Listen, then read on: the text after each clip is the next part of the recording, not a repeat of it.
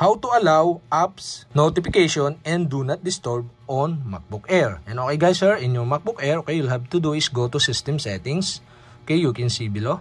In System Settings, on left side, go to Focus.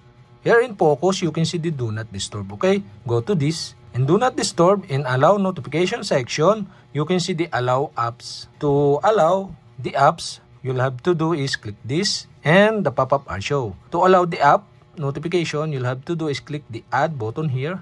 And now you can see the application and you can scroll down for more to find your apps. For my example, I add the iMovie, and after you select the app you want to allow this notification, click add button below. And that's it. Okay, we have successfully add this iMovie, and after that click the done button below to save. And okay guys, we have successfully allow app notification in do not disturb on MacBook Air. And okay guys, to disallow this app, you'll have to do is click again the allow app and app icon here, so you can see the X button. Okay, to remove this app notification, click the X and click the done button below to remove or disallow the app notification. And that's it. Okay, we have successfully allow and disallow apps notification and do not disturb on MacBook Air.